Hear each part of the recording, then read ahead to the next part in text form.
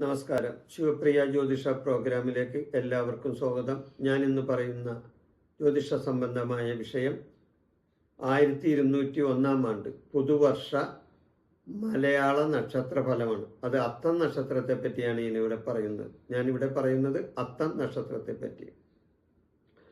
അത്തം നക്ഷത്രക്കാർക്ക് ഈ മലയാള പുതുവർഷ ഫലം എങ്ങനെയുണ്ടെന്ന് നോക്കാം. ഇവർക്ക് വേഴം 10ലാണ് നിൽക്കുന്നത്. 10 എന്ന് പറഞ്ഞാൽ കർമ്മസ്ഥാനമാണ്. അപ്പോൾ പ്രവൃത്തിയുടെ സ്ഥാനമാണ്. അപ്പോൾ കർമ്മസ്ഥാനമാണ്, പ്രവൃത്തിയുടെ സ്ഥാനമാണ്, കാര്യങ്ങൾ നടക്കുന്ന സ്ഥാനമാണ്. അപ്പോൾ അവിടെ വേഴം നിൽക്കുന്നത് ഗുണകരമാണ്. അപ്പോൾ 10 ഈ വേഴം അവർക്ക് ഗുണം ചെയ്യും. ജോലി സംബന്ധമായ ഗുണം ചെയ്യും, പ്രവൃത്തിയിൽ ഗുണം ചെയ്യും. അവർ നടത്താൻ ഉദ്ദേശിക്കുന്ന പല തൊഴിൽപരമായ കാര്യങ്ങൾക്കും നേട്ടങ്ങളുണ്ടാവും. തൊഴിലിൻ്റെ സ്ഥാനം കൂടിയാണ് 10. അപ്പോൾ തൊഴിൽപരമായ നേട്ടങ്ങളുണ്ടാവും. മൊത്തത്തിൽ നോക്കുമ്പോൾ വേഴം 10 നിൽക്കുന്നത് അത്തം നക്ഷത്രക്കാരെ സംബന്ധിച്ച് വളരെയധികം നേട്ടങ്ങളുണ്ടാവും. എന്നാൽ ശനി 7ലാണ് നിൽക്കുന്നത്. ഇവർക്ക് കണ്ടകശനി ആണ്. 7 എന്ന് പറഞ്ഞാൽ കണ്ടകസ്ഥാനമാണ്. അപ്പോൾ കണ്ടകശനിയെ ആണ് ഈ സമയത്ത് ഇവർക്ക് വരാൻ പോകുന്നത്. കണ്ടശനിയുടെ തുടക്കമാണ്.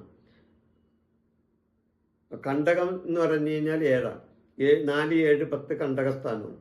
അപ്പോൾ കണ്ടകസ്ഥാനത്ത് ശനി നിൽക്കുമ്പോൾ അതിന് കണ്ടകശനി എന്നാണ് പറയുന്നത്. കണ്ടകശനി എന്താണ് ചെയ്യുന്നത്? കണ്ടകശനി കൊണ്ടേ പോകുമെന്നും പറഞ്ഞൊരു ചൊല്ലുണ്ട്. കണ്ടകശനി കൊണ്ടേ ഒന്നും പോകില്ല, പക്ഷെ നമ്മളിൽ നിന്ന് പലതൊക്കെ കൊണ്ടുപോകും. അപ്പോൾ അതുകൊണ്ട് കണ്ടകശനി നമുക്ക് ഗുണമൊന്നും തരില്ല, നമുക്ക് ദോഷാനുഭവങ്ങൾ തരാനാണ് കൂടുതൽ സാധ്യത. പുറത്തേക്ക് പോകാൻ ഉദ്ദേശിക്കുന്നവർക്ക് 7ലെ കണ്ടകശനി ഗുണം ചെയ്യും. പുറത്തോട്ട് പോകണമെന്ന് ഉദ്ദേശിക്കുന്നവർക്ക്, വിദേശയാത്ര സംബന്ധമായ കാര്യങ്ങൾക്ക് കണ്ടകശനി നല്ലതാണ്. കാരണം ജനിച്ച സ്ഥലത്ത് നിന്ന് മാറി താമസിക്കാനൊക്കെ ഇവർക്ക് അവസരം വരും. അപ്പോൾ അത് നല്ലതാണ്. വിദേശയാത്ര സംബന്ധമായ കാര്യത്തിന് ശനി 7 നിൽക്കുന്നത് നല്ലതാണ്. എന്നാൽ മറ്റു കാര്യത്തിൽ 7 എന്ന് പറഞ്ഞാൽ ദാമ്പത്യ സ്ഥാനമാണ്, സ്ത്രീ സ്ഥാനമാണ്, ഭാര്യ ഭർത്തൃസ്ഥാനമാണ്. അവിടെ ശനി 7 നിൽക്കുന്നത് ദോഷമാണ്. ദാമ്പത്യ കലഹങ്ങളുണ്ടാകാം, ഭാര്യ ഭർത്തൃ കലഹങ്ങളുണ്ടാകാം, പിന്നെ സ്ത്രീ വിഷയങ്ങളിൽ കലഹങ്ങളുണ്ടാകാം. ഇതെല്ലാം ഈ കണ്ടകശനി 7 കണ്ടകസ്ഥാനത്ത് ശനി നിൽക്കുന്നതുകൊണ്ട് ഈ അത്തം നക്ഷത്രക്കാർക്ക് വന്ന് സംഭവിക്കാവുന്നതാണ്. ജനിച്ച സ്ഥലത്ത് നിന്ന് മാറി താമസിക്കാനോ, തൊഴിൽ സംബന്ധമായ തടസ്സങ്ങൾ ഉണ്ടാകാനോ, അല്ലെങ്കിൽ അവിചാരിതമായ ധനനഷ്ടങ്ങൾ ഉണ്ടാകാനോ ഒക്കെ 7 ശനി കണ്ടകസ്ഥാനത്ത് നിൽക്കുമ്പോൾ അങ്ങനെ വന്ന് സംഭവിക്കാവുന്നതാണ്. പിന്നെ രാഹു 6ലാണ് ഇവർക്ക് വരുന്നത്. അത്തം നക്ഷത്രക്കാരെ സംബന്ധിച്ച് രാഹു 6ൽ നിൽക്കുന്നത് ഗുണകരമാണ്. 3, 6, 11 നിൽക്കുന്ന പാപഗ്രഹങ്ങൾ ഗുണം ചെയ്യുമെന്നാണ് ജ്യോതിഷം പറയുന്നത്. അപ്പോൾ 6ൽ നിൽക്കുന്ന രാഹു ഗുണം ചെയ്യും. 6 എന്ന് പറഞ്ഞാൽ എന്താണ്? ശത്രുസ്ഥാനം കൂടിയാണ്, രോഗത്തിൻ്റെ സ്ഥാനം കൂടിയാണ്. അപ്പോൾ 6 എന്ന് പറഞ്ഞാൽ രോഗത്തിൻ്റെ സ്ഥാനം, ശത്രുസ്ഥാനം. ശത്രുക്കളിൽ നിന്നും നേട്ടങ്ങൾ ഉണ്ടാവും, ശത്രുക്കളിൽ നിന്നും ജയമുണ്ടാവും, ശത്രുക്കളെ കീഴ്പ്പെടുത്തും, ശത്രുക്കളിൽ നിന്നും രക്ഷ നേടും, ശത്രു ജയമുണ്ടാവും. പിന്നെ അതേപോലെ തന്നെ രോഗത്തിൻ്റെ സ്ഥാനം കൂടിയാണ് 6. അപ്പം രോഗങ്ങളിൽ നിന്നും മുക്തി നേടും, രോഗശമനങ്ങൾ ഉണ്ടാവും. ആരോഗ്യപരമായിട്ട് വളരെയധികം നല്ല സമയമായിരിക്കും അത്തം നക്ഷത്രക്കാരെ സംബന്ധിച്ച് രാഹു 6ൽ നിൽക്കുന്നത്. അതോടൊപ്പം തന്നെ കേതു 12ലാണ് വരുന്നത്. കേതു 12ൽ നിൽക്കുന്നത് നല്ലതല്ല. 12 പാപസ്ഥാനമാണ്, വ്യയത്തിൻ്റെ സ്ഥാനമാണ്. അപ്പം ചെലവിൻ്റെ സ്ഥാനമാണ്.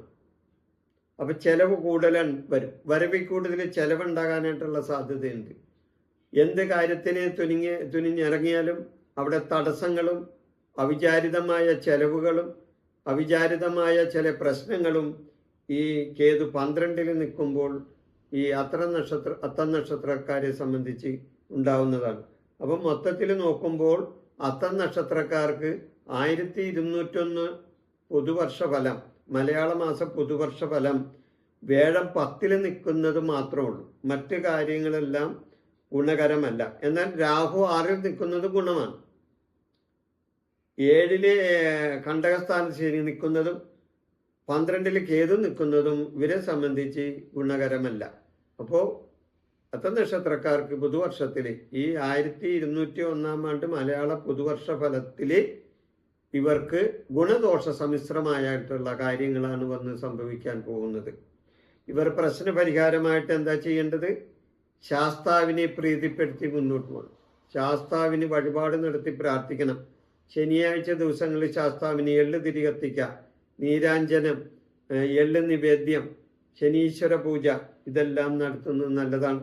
അതുകൂടാതെ നാഗങ്ങളെ പ്രീതിപ്പെടുത്തി മുന്നോട്ട് പോകുന്നത് നല്ലതാണ്. നാഗദോഷങ്ങൾ വരാതിരിക്കാനും നാഗങ്ങളെ പ്രീതിപ്പെടുത്തുന്നത് നല്ലതാണ്. നാഗരാജാവേ, നാഗേക്ഷിയമ്മേ, നാഗത്താന്മാരെ, എൻ്റെ നാഗദോഷങ്ങളെല്ലാം മാറ്റിത്തരണേ എന്ന് പ്രാർത്ഥിച്ചുകൊണ്ട് നാഗങ്ങൾക്ക് വഴിപാട് നടത്തി പ്രാർത്ഥിക്കുന്നത് ഏറ്റവും നല്ലതാണ്. ഈ വിഷയം ഞാനിവിടെ അവസാനിപ്പിക്കുന്നു. നന്ദി, നമസ്കാരം. എൻ്റെ ഈ ജ്യോതിഷ പ്രോഗ്രാം നിങ്ങൾക്ക് ഇഷ്ടപ്പെട്ടാൽ ഇത് സബ്സ്ക്രൈബ് ചെയ്യാനും ലൈക്ക് ചെയ്യാനും ബെൽ ബട്ടൺ അമർത്താനും മറക്കരുത്.